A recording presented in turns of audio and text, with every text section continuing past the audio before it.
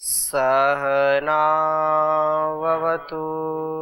सहनौ भुनक्तु सह वीर्यं करवावहै तेजस्विनावधीतमस्तु मा विद्विषावहै। ओम शांति शांति शांति।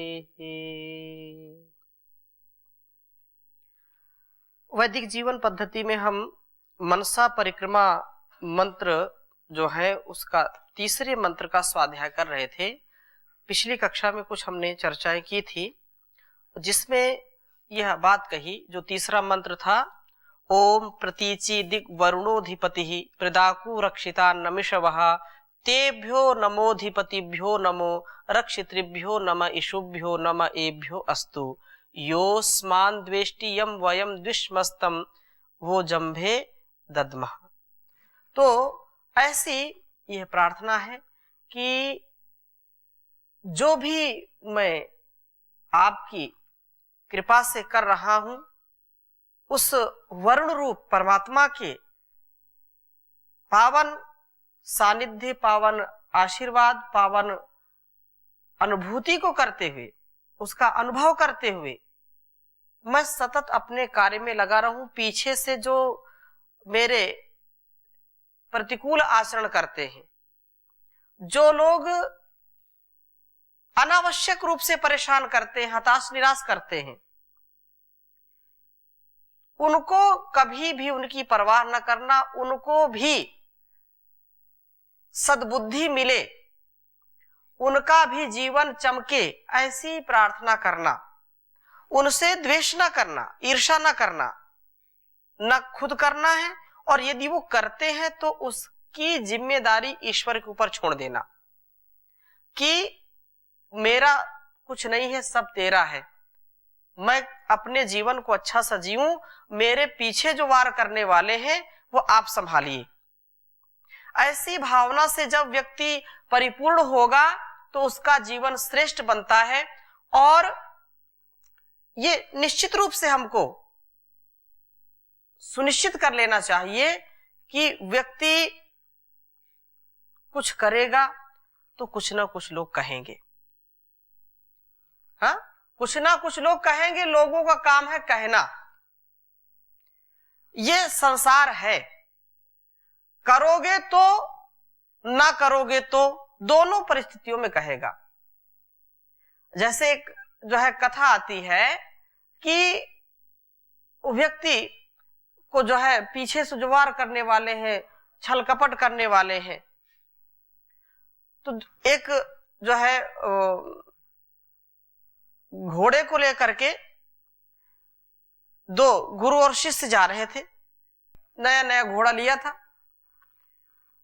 तो मार्ग में जा रहे थे, दोनों पैदल थे।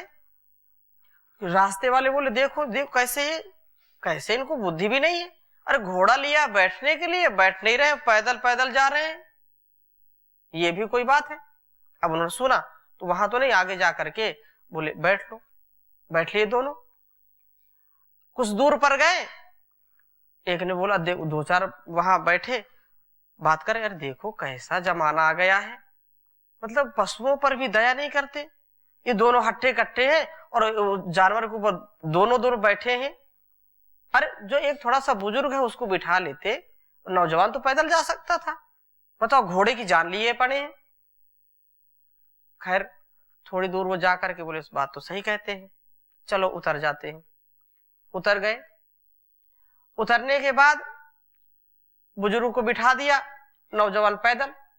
थोड़ी दूर पर गए, बोले देखो कैसा जमाना आ गया है, अरे ये तो कितना अनुभवी व्यक्ति इतना तो पैदल चल सकता है, और उसको तो पैदल चलने का अभ्यास नहीं, उसको जबरदस्ती खींच रहा है साथ साथ, उसको बिठाना चाहिए। थोड़ी दूर बाद जाकर के चलो ये बात सही है, चलो मैं पैदल चलता हूं, उसको बिठा दिया। अब उसको बिठा दिया तो फिर आगे जाकर के वही कहानी, देखो क्या जमाना आ गया है, माता पिता और बुजुर्ग लोगों की सेवा करनी चाहिए, और ये नौजवान घोड़े पर बैठा है और बुजुर्ग पैदल खींच रहा है। अंत में उन्होंने घोड़ा छोड़ दिया। कहने का आशय यह है कि लोग कुछ ना कुछ कहेंगे और ऐसा कहेंगे कि लोगों को लगता है, शंका होने लगती है। एक कथा ऐसी आती है, कहानी तो समझने की बात है केवल। एक गांव में एक किसान ने बड़ा अच्छा जो है कुछ पैसा इकट्ठा किया और वो बोले कि एक बकरी लाएंगे, तो बकरी आएगी तो कम से कम कुछ दूध देगी, तो छोटे छोटे बच्चे हैं तो औषधि गुण से युक्त तो होता है, तो बकरी ला करके बच्चों को दूध पिलाएंगे। कुछ ठग उसके पीछे लग गए। उस जो है अब वो मार्केट गया, वहां पहले गांव में या कस्बों में बहुत ज्यादा मार्केट लगती थी, अभी भी कहीं कहीं लगती होंगी। अच्छी सी बकरी उसने खरीदी, बकरी खरीद ली और बोले अब 2-4 लोगों ने झुंड बना करके ये बात की इससे बकरी लेनी है। कैसे लेनी है? जैसे एन किन प्रकार छल कपट से, जैसे भी। बोले ठीक है। दूर दूर लोग जाकर के लग गए। अब जिस मार्ग से वो जा रहा है, थोड़ी दूर जब चला, 2 मिनट, अरे ये गधा लाए हो क्या तुम? दिमाग तुम्हारा खराब है क्या? ये बकरी की गधा है? अरे तुमको किसी ने ठग लिया, ये तो गधा है। फिर उसने, अरे तुम ये क्या देख रहे हो? तो बकरी है, आप फिर से आप जो है अपनी आंखों का इलाज कराओ। खैर वो तो बोले आप देख लो भाई, ये तो जो है गधा है, आप बकरी कह रहे हैं। कोई बात नहीं, वो आगे गया, 2 लोग फिर आगे लगे। अच्छा ये गधा कितने का लाए हो? अब उसको थोड़ा सा, अरे ये बात बार बार ये बात आ रही, मामला क्या है? बोले बकरी है, गधा नहीं है, आप देख लीजिए इसको। बोले नहीं, आपको किसी ने ठग लिया है, ये तो गधा है। अच्छा, फिर थोड़ी दूर गया तो उसको बढ़िया देखा, बोले बकरी ही है, गधा तो है नहीं। फिर और आगे गया, फिर 2 लोग खड़े, ये गधा आप लाए हो क्या? कितने का है ये, जरा हमको बताओ। बोले भाई ये गधा नहीं, बकरी है, बकरी। बोले बकरी नहीं, गधा है। आपको किसी ने, या तो आपको वहम हो गया, आपकी दृष्टि कमजोर हो गई है, ये तो बकरी नहीं गधा है। फिर ऐसे चौथी बार जब चौथे लोगों ने बोला तो उसके मन में हो गया, या तो मैं ठग गया। तो जब चौथे लोगों ने कहा कि ये तो जो है गधा है, तो अच्छा आप गधा लोगे? बोले दे दो। और उसको एन केन प्रकार जैसे का तैसा उसको बकरी दे दिया। कहने का आशय यह है कि लोगों को अपने ऊपर विश्वास ना करके दूसरों के ऊपर जब विश्वास करेंगे तो धोखा खाएंगे। लोगों के मन में जो है छल कपट भरे पड़े हैं, छल कपट से दुनिया है भरी पड़ी है।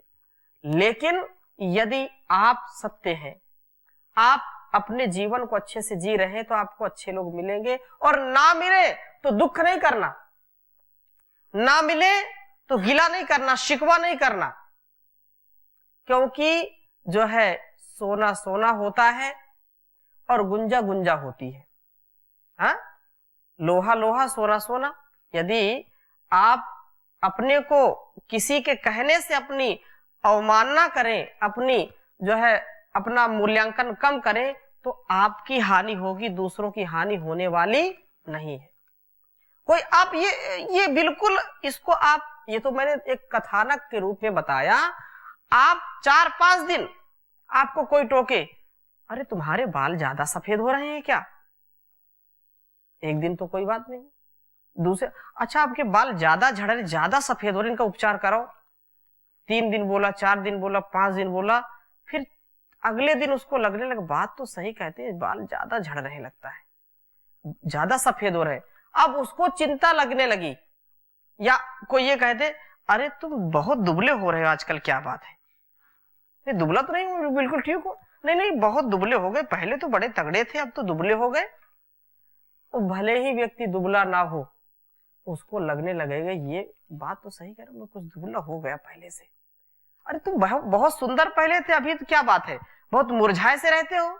अब मुरझाया नहीं होगा तो मुरझा जाएगा वो।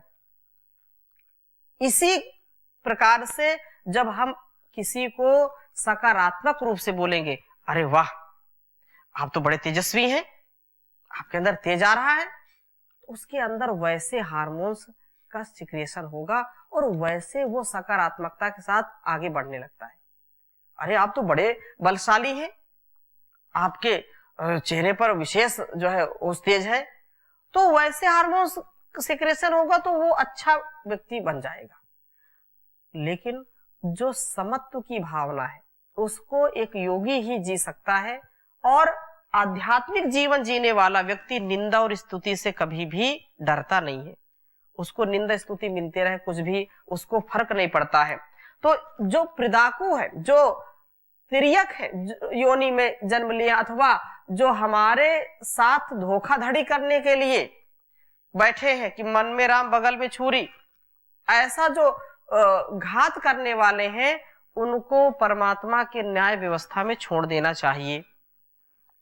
इसलिए कहा कि प्रिदाकु का जो अर्थ है, जैसे विषैले या हिंसक पशु भी होते हैं, जानवर भी होते हैं, उनका भी ऐसा ही अर्थ है।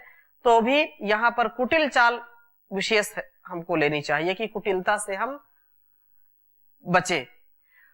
पीठ का काम वैसे तो सामान्यतः बोझ ढोना ही है, पर कैसा बोझ? श्रमिक वर्ग तो सामान्यतः बोझ ढोते ही हैं, पर हमें तो यह बोझ अपने अपने दायित्वों का ढोना होता है। क्या ये दायित्व, यह दायित्व वर्णाश्रम के विहित कर्तव्य कर्म? जो व्यक्ति जिस आश्रम में जी रहा है उसको वहन करे, वो उसको ढोए। जब हम कोई वजनी सामान उठाते हैं, भार उठाते हैं, या तो सिर पर उठाते हैं और या तो पीठ पर उठाते हैं, तो हमारा जो उत्तरदायित्व, जो कर्तव्य है, उसके लिए हम सदा तत्पर रहें। और ऐसा सामर्थ्य कौन देता है? वो परमपिता परमेश्वर।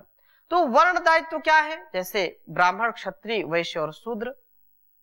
तो अज्ञान, जो अंधकार को मिटाना, विद्या दान देना, सत पथ पर चलना और चलाना, विद्या पढ़ना और पढ़ाना, दान देना, दान लेना, यज्ञ करना और कराना, ये ब्राह्मण का कार्य है। जग में रोशनी का जो है प्रसार करे, चहु ओर ज्ञान का दीपक जलाए। और क्षत्रिय अन्याय व अत्याचार को न सहे, उसको मिटाए। निर्बल व निसहायों की रक्षा करना, अत्याचारियों व आतंकवादियों का मद मर्दन करना तथा देश की रक्षा करना, ये क्षत्रिय का कार्य है। ये भी वहन करने के योग्य है।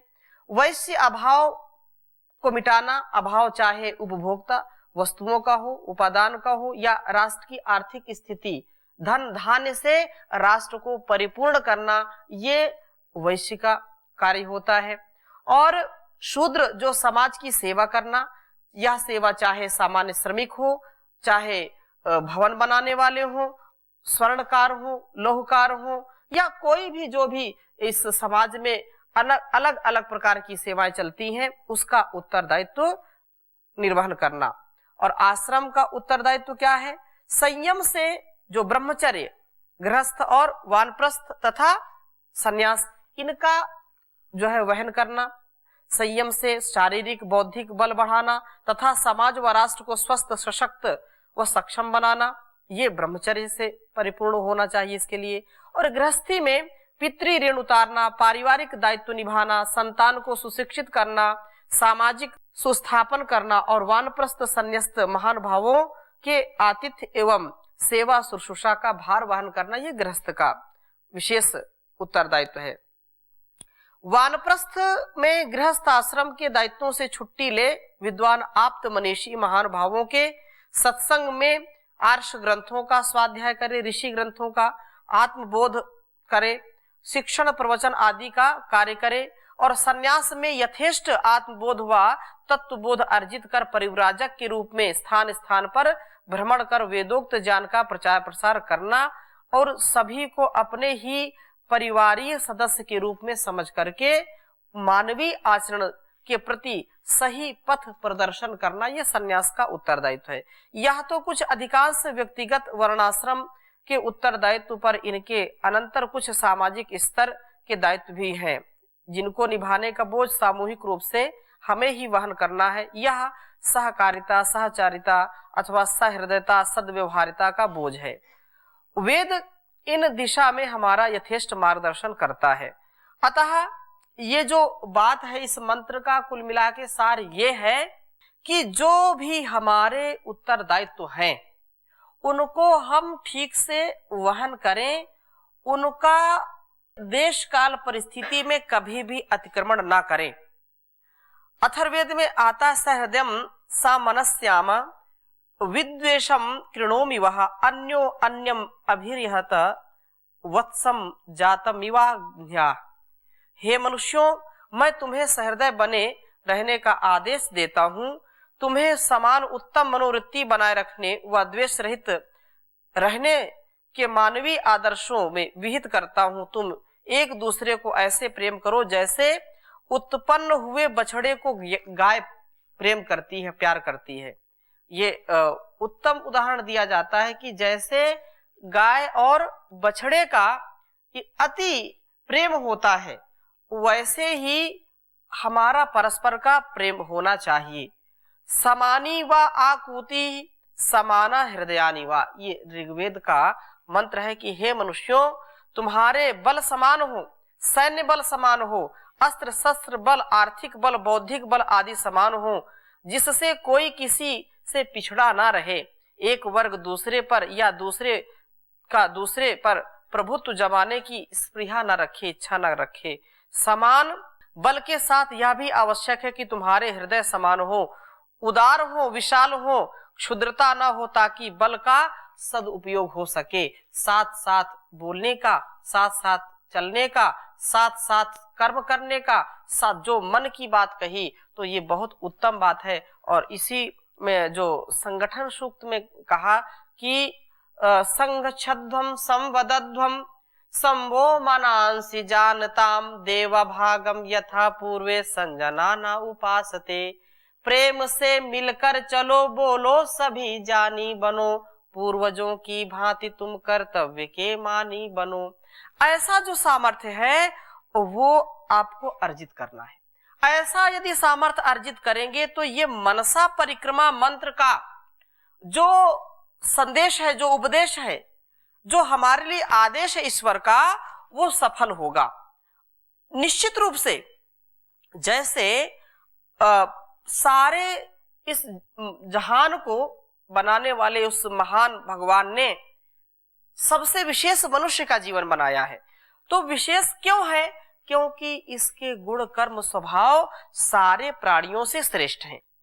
हमको हर क्षण इस बात का ध्यान रखना चाहिए कि मेरे अंदर कहीं ऐसी कोई वृत्ति या प्रवृत्ति तो नहीं हो रही, मेरी जो चेष्टाएं हैं वो कुचेष्टाओं में तो नहीं बदल रही हैं, मेरे जो व्यवहार है, सदव्यवहार है, उनमें दुर्व्यवहार तो नहीं हो रहा है। ऐसा यदि हम विचार कर पाएंगे तो निसंदेह हमारा जीवन बहुत उत्तम होगा। समानी प्रपा सह वो अन्न भागा। अथर्ववेद में एक स्थान पर आया कि हे मनुष्यों, तुम्हारे जल स्थल एक हो, कुएं तालाब नलकूप प्याऊ एक हो, इसमें जाति वर्ण श्रेणी ऊंच नीच के भेदभाव ना हो। मध्यकाल में कितनी समस्याएं थी, लेकिन वेद का तो बिल्कुल स्पष्ट, कभी वेद जो पढ़ते नहीं है, लोग कहते हैं कि उन्होंने कहा कि वेद में ऐसा है वैसा है तो हम ऐसे वेद को नहीं मानते। कभी पढ़ना तो चाहिए, सुनना तो चाहिए, समझना तो चाहिए। इसके बाद यदि नहीं आपको लगता है कि नहीं ये तो अनुकरणी नहीं है तो ना करना, लेकिन कम से कम इसको समझने का तो प्रयास करना। तुम्हारे अन्न भाग भी एक से हो, कोई भूखा ना हो, सबको समान रूप से अन्न जल प्राप्त हो। ऐसा ना हो कि कहीं कोई भोजन बड़ी मात्रा में जो है झूठा फेंका जाए, जूठन इकट्ठा फेंक देते हैं और कहीं लोग भूखे मरते हैं। ऐसी परिस्थिति ना हो, समान सबका आहार व्यवहार विचार होना चाहिए। हाँ, समान का तात्पर्य यथा योग्य, ऐसा नहीं कि किसी को 5 रोटी की भूख है आप उसको 1 दे और जिसको 1 की भूख है आप उसको 5 खिलाएं, ये बात उचित नहीं है। अतः जो बात यहाँ पर है केवल आघो भवती केवल आदि, ऐसा जो कहा है, इसमें कुल मिलाकर के तात्पर्य यही है कि जीवन की श्रेष्ठता परस्परता युक्त हो, एक दूसरे की हम टांग खींचने वाले ना बने, एक दूसरे का सहयोग करने वाले हों, और यदि कोई करता भी है हमारे साथ ऐसा, तो उसको उस परमपिता परमेश्वर के हाथों में सौंप देना चाहिए कि वह ऐसा जैसा उसका स्वभाव है ईश्वर उसको, ये एक साधक की बात है यहाँ, क्योंकि संध्या में हम साधक बनते हैं, वहां पर एक साधक बन करके तो संध्या करते हैं। परंतु यदि जैसे बीच में आया ना कि क्षत्रिय यदि वो राष्ट्र की सेवा कर रहा है, तो वहां पर तो उसको गोली चलानी पड़ेगी। यदि वो जो है ऐसे उत्तरदायित्व में है जहां पर उसको न्याय करना है, तो वो तो करेगा ही करेगा। अपने आप को ऐसी स्थिति में रखना कि न्यायपूर्वक हो, राष्ट्र के लिए, जन कल्याण के लिए। यदि किसी को दंड भी देना पड़ता है तो देंगे, लेकिन इस समय मेरी जो मनोवृत्ति है वो हिंसा से रहित है। इस समय जो मैं संध्या कर रहा हूं, इस समय मेरे अंदर के भाव बहुत उन्नत होने चाहिए, और ऐसा भाव जब आएगा तो व्यक्ति बिल्कुल अच्छा बन जाएगा। भोग और योग साथ साथ नहीं चल सकते, क्योंकि यदि भोग करेंगे तो रोग होंगे। संसार में भोग तो भोगेंगे, संसार में दो अर्थों में इसका प्रयोग कर रहा हूं। भोग और अपवर्ग दो चीजें हैं। जब भोग करेंगे, ये शरीर भोग के लिए मिला है, लेकिन केवल भोग करके वो व्यक्ति रोग को उत्पन्न कर लेता है। अतः जो भी मेरे अंदर का सामर्थ्य है, जो भी मुझको प्राप्त है, वह प्राप्ति में समाप्ति होनी चाहिए, और वो प्राप्त जो हुआ है उसको दूसरे में परस्परता में वितरित करके करना चाहिए। जो भी हमको धन धान्य मिला है, सुख वैभव मिला है, वो सब कुछ सबके कल्याण के लिए होना चाहिए, और ऐसा प्रत्येक साधक का मन होना चाहिए, उसकी इच्छा होनी चाहिए। किसी कवि ने बहुत अच्छा लिखा है कि जब हम संध्या में बैठे तो एक तड़प हो, एक जिज्ञासा हो, एक मुमुक्षुत्व हो, मोक्ष या मुक्ति की या अपवर्ग की, या जो है अपने जीवन को सदगति की ओर ले जाने की उत्कंठा होनी चाहिए, पिपासा होनी चाहिए।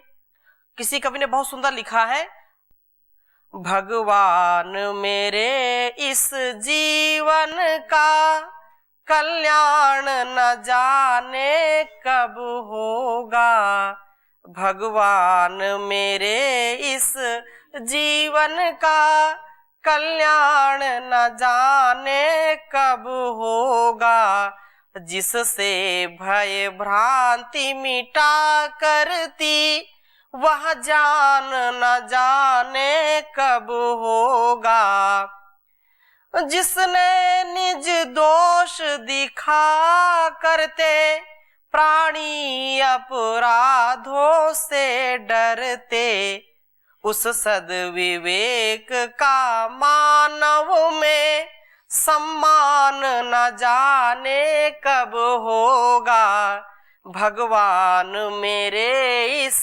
जीवन का कल्याण न जाने कब होगा, अच्छे दिन बीते जाते हैं, गुरु मन समझाते जाते हैं, विभोग स्थल से योग स्थल में, भोग स्थल से योग स्थल में प्रस्थान न जाने कब होगा, जिससे भय भ्रांति मिटा करती वह जान न जाने कब होगा, भगवान मेरे इस जीवन का कल्याण न जाने कब होगा।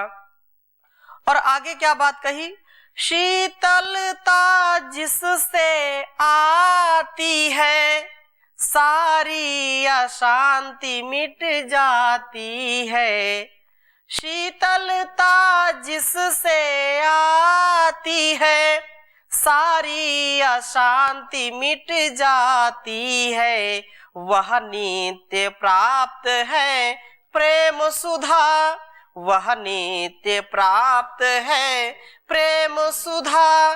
पय पान न जाने कब होगा, भगवान मेरे इस जीवन का कल्याण न जाने कब होगा।